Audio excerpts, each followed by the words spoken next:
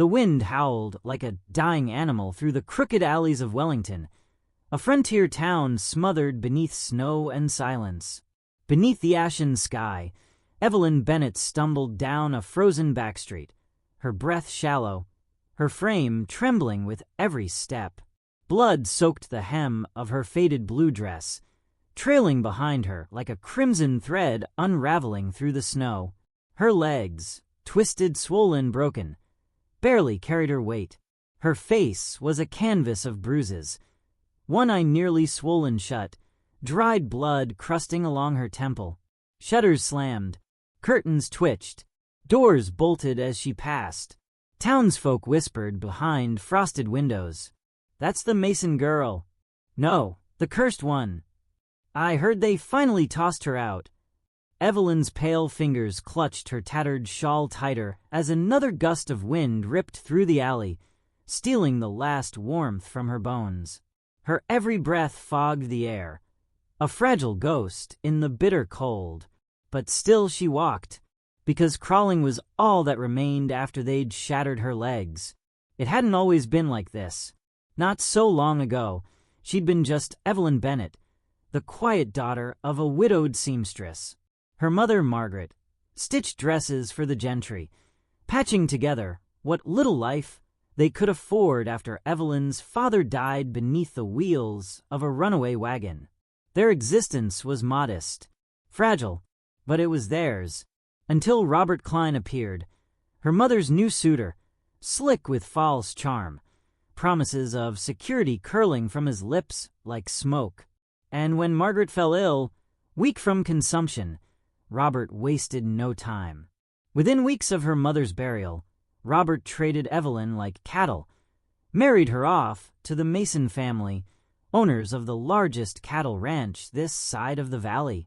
They dressed it up as opportunity, protection, but it was a cage. Edgar Mason, her new husband, was a brooding, hard-drinking brute, the youngest son of Martha Mason, the matriarch whose icy glare could peel paint from the walls. From the wedding night on, Evelyn knew this wasn't marriage.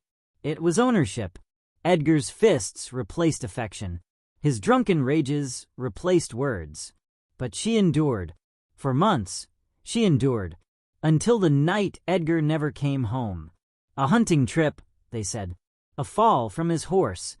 A cracked skull on river rocks. The whispers began within hours. The Bennett curse.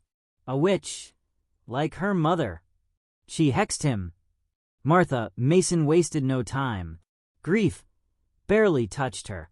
Only rage. They came for Evelyn after dark, Martha and her sons, their faces twisted with hate, their boots heavy on the floorboards. They dragged her from her bed, accused her of witchcraft, of poisoning, of murder, and then the blows began. Cracking bones, splintering pain. They snapped her legs like dry twigs beneath wagon wheels. Her screams smothered by fists, by the sneers of her in-laws, by the townsfolk's deafening silence outside. When the storm rolled in, snow falling like ash, they tossed her out onto the frozen earth, like refuse, like the curse they claimed she carried that Evelyn's vision blurred as she crawled. Her broken legs dragged behind her uselessly, every movement sending fresh waves of agony ripping through her frame. The snow beneath her was stained pink with blood. She wasn't sure how long she'd been crawling. Time had lost all meaning, stolen by pain, by the bitter wind, by humiliation. The town, their town, loomed around her. The same wooden storefronts where her mother once sold hand-stitched bonnets. The same church where she was baptized. The same general store where she'd once dreamed of buying peppermint sticks. Now all doors were closed, all faces hidden. Her limbs trembled violently. Hunger gnawed at her. The storm bit deep. But worse than the cold was the gnawing voice inside, the one whispering that they had finally won, that she'd never stand again, that she was broken. But then, her mother's voice, faint as smoke in her mind, "Stand, even when they break you." The memory clung to her like stubborn warmth. Evelyn clenched her jaw, gritted her teeth, and dragged herself forward. Past the church, past the tavern, past salvation long denied, until her battered body slumped against a weather-beaten wooden door, its faded paint peeling, an iron anvil sign swinging weakly above. A blacksmith shop, the last flicker of warmth before the storm claimed her. Her head lulled back, breath shallow. The world dimmed. The door creaked open. Daniel Hayes stood in the threshold, silhouetted by the glow of a fire burning low within. Tall, broad-shouldered, face shadowed beneath a thick beard, his dark eyes fell upon the crumpled figure at his doorstep. Evelyn, bloodied, barely conscious, her legs bent unnaturally beneath her. For a long moment, he didn't move. Grief still clung to him like soot, the grief of a man who'd buried too much. His wife, his young daughter, both lost to a wagon accident on the treacherous mountain pass 2 winters prior. Since then, Daniel spoke little, smiled less, worked iron by day, drank quietly by night, and kept the world at bay. But as the snow fell harder, and the battered woman before him gave a faint, pitiful whimper, something cracked through the frozen shell around his heart. He cursed under his breath, stepped outside. His boots crunched against snow as he bent down, lifting her broken frame gently into his arms. She weighed nothing, bones and bruises and trembling fear. Her half-conscious eyes fluttered open for a brief moment. Fear flashed, then faded as exhaustion pulled her under. Daniel carried her inside, laid her gently near the hearth. The snowstorm outside raged on, howling against the shutters. But within the flickering warmth of the blacksmith shop, fate had shifted. A stranger's hand, an unexpected kindness, and the first fragile ember of hope sparked in the frozen dark. Evelyn woke to the faint crackle of firewood and the sharp throb of pain radiating through her legs. The scent of smoke, iron, and old wood filled her nostrils. She lay on a makeshift bed near the hearth, nothing more than rough blankets piled atop a cot beside the forge's heavy stone walls. The heat of the fire offered faint comfort, but it couldn't chase away the ache that pulsed in every shattered bone. Her legs were splinted, crudely, but with care. Stiff wooden slats wrapped tightly with strips of cloth. Dried blood stained the wrappings, the bruises dark against her pale skin. Panic prickled at the edges of her mind. Where was she? Her eyes darted around the dim shop. Tools hung neatly along the walls. Horseshoes stacked near the forge, the glowing embers casting long shadows. And him, Daniel Hayes, sitting by the anvil, sharpening a blade, his bearded face unreadable in the firelight. His eyes, dark as coal, flicked to hers for the briefest second before returning to his work. Evelyn's pulse quickened. Would he toss her out too? Finish what the masons started? But no harsh words came. No threats. Only the rhythmic scrape of steel on stone, steady as the ticking of a clock. Uncertainty lingered, heavy as the winter outside. The next hours passed in heavy quiet. Daniel offered her water, then food, a tin plate with stew, lukewarm but hearty. He said little, only nudging the plate toward her before returning to his forge work. Evelyn hesitated, suspicion warring with hunger. But in the end, hunger won. She ate, though her hands trembled. His eyes never lingered on her longer than necessary. There was no kindness in his expression, but no cruelty either. Only the flat, exhausted look of a man who'd buried more than his fair share of hope.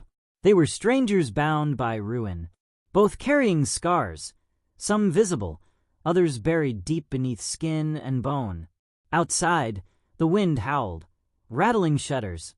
Within, the silence spoke louder than words. Days passed.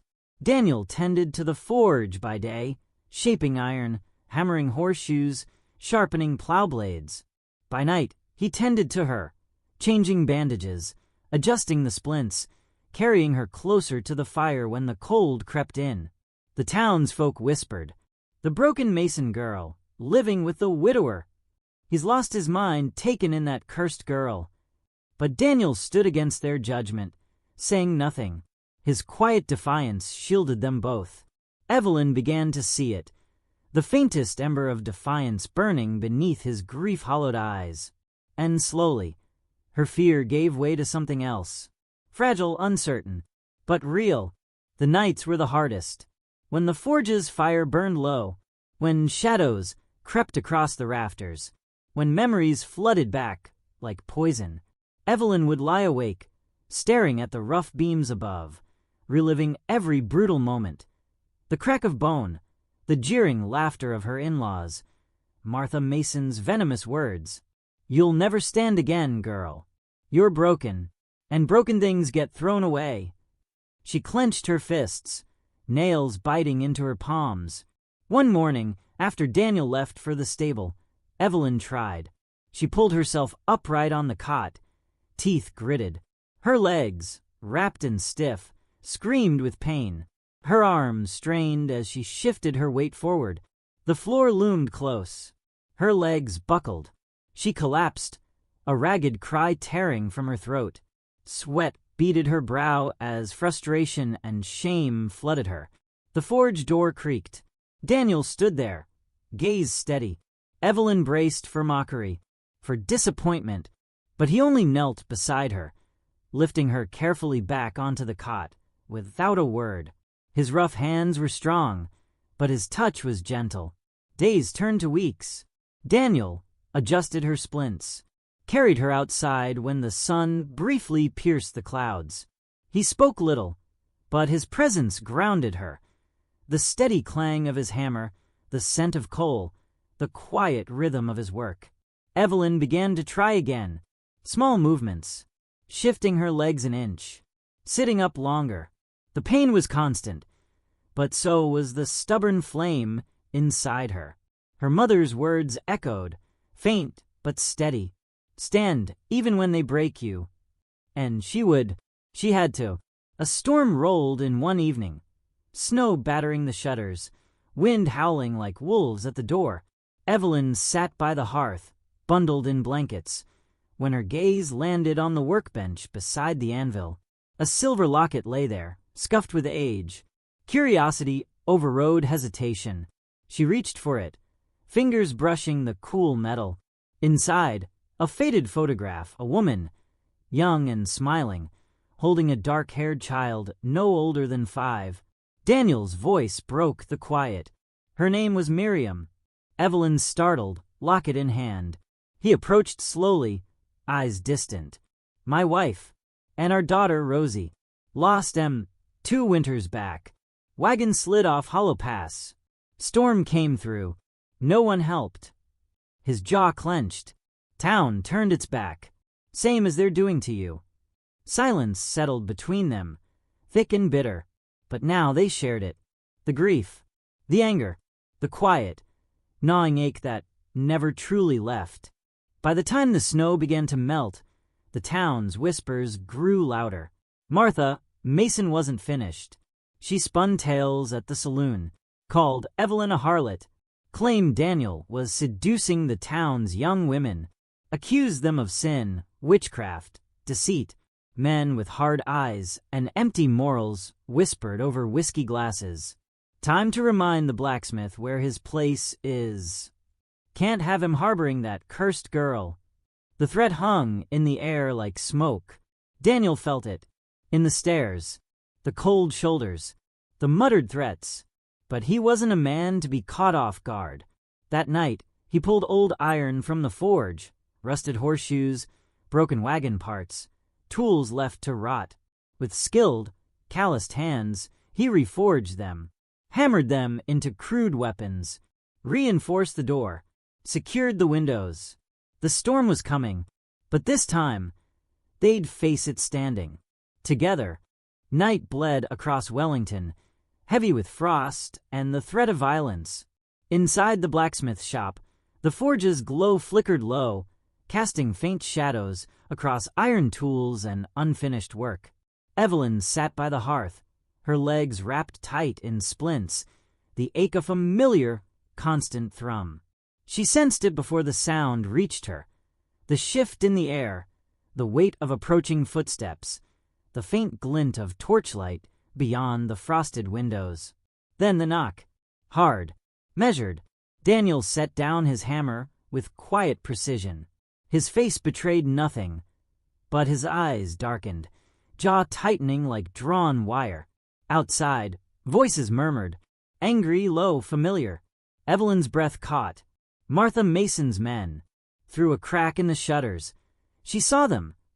Half a dozen hired hands, rough and mean, torches burning in the cold night. Martha herself stood behind them, wrapped in furs, her thin lips curled with satisfaction. "Open the door, Hayes," one of the men barked, voice thick with whiskey and arrogance. "We know she's in there. Time to give up the witch." Evelyn's heart pounded. Her legs twitched uselessly beneath the blankets. Daniel didn't flinch. He crossed to the door, unbarring it slowly, stepping into the threshold with the quiet confidence of a man who'd buried grief and found steel beneath it. His eyes met Martha's. "You've done enough," he said simply. "Go home." Martha's sneer deepened. "You think you can hide her forever? She cursed my boy, broke my family. The town deserves to see her punished." "You broke your own family," Daniel replied flatly. "And if you came here to finish the job, you'd best be ready to bleed." The hired men shifted, uneasy under his stare, but greed and cruelty were stubborn flames. They advanced anyway. The first man lunged, club raised. Daniel moved faster, snatching a heavy hammer from beside the door, swinging low. Iron met shinbone with a sickening crack. The man collapsed, howling. Another charged. Daniel ducked, ramming his shoulder into the attacker's gut, sending him sprawling into the snow. Evelyn crawled across the floor, every movement agony. She gritted her teeth, dragging herself toward the workbench, eyes locked on the oil lantern flickering there. The fight raged. Daniel wielded his blacksmith tools, like weapons forged for war, hammers, tongs. A branding iron pulled from the fire's coals. Skin sizzled as one thug screamed, clutching a burned arm. But they kept coming. Evelyn's fingers closed around the lantern. The glass was cool in her hand. Her legs screamed with pain, but her arms still held strength. She lifted the lantern high, then shattered it against the floor. Flames roared to life, licking across spilled oil, hungry and bright. The thugs stumbled back, cursing, as fire crackled along the wooden floorboards, heat forcing them away. Martha Mason's face twisted in fury as her men faltered. The townsfolk had gathered now, drawn by the commotion, faces pressed to windows, eyes wide. But no one intervened. Fear ruled them still, until one old man, Tom Holloway the carpenter, stepped forward, shotgun in hand. "No more of this," he growled, voice weathered but firm. "Town's had enough." Another woman, Esther Pike, the baker, joined him, broom in hand, eyes hard. Martha's confidence wavered. The tides had shifted. The hired men, bruised and burned, limped away into the night, muttering curses. Martha stood alone now, her shoulders squared but her eyes betraying unease. "You've made a mistake, Hayes," she hissed. "This isn't over." Daniel didn't reply. He didn't need to. The embers of the shattered lantern still smoldered at his feet. His silence spoke, louder than any threat. Martha turned, disappearing into the shadows, but her defeat clung to the air like smoke. The sheriff arrived minutes later, disheveled, breathless, eyes darting from Daniel to the gathered crowd. For once, the town's silence cracked. Whispers of the Mason family's cruelty filled the street. The sheriff's questions pointed in a new direction. Inside the shop, Evelyn slumped against the wall, her body trembling with pain and adrenaline. Daniel knelt beside her. His hand, calloused and rough, brushed her shoulder. "You don't have to stay here," he said quietly. "Not in this town. We can leave. Start fresh somewhere else." Evelyn looked toward the door, toward the snow-dusted streets and fearful eyes beyond. She shook her head. "I'm done hiding." Spring crept across Wellington like a cautious whisper. The snow melted. The streets thawed. Life resumed. But something beneath the surface had shifted. Evelyn stood outside the blacksmith shop, cane in hand, the sun warming her face. Her legs, scarred, stiff, bore her weight. Each step was slow, uneven, but they were hers. Daniel hammered away at the forge behind her, the rhythmic clang of iron on anvil steady as a heartbeat. Their partnership was quiet, simple, unspoken, but solid as the steel they shaped together. The townsfolk's eyes lingered still, but now curiosity replaced fear. Respect bloomed where judgment once thrived. Evelyn met their stares with her chin high, the ghosts of her past trailing behind her, but never again in front. She wasn't broken, not anymore. As the sun dipped low beyond the hills, casting gold across the valley, she let herself believe. Some things, once shattered, returned stronger than before.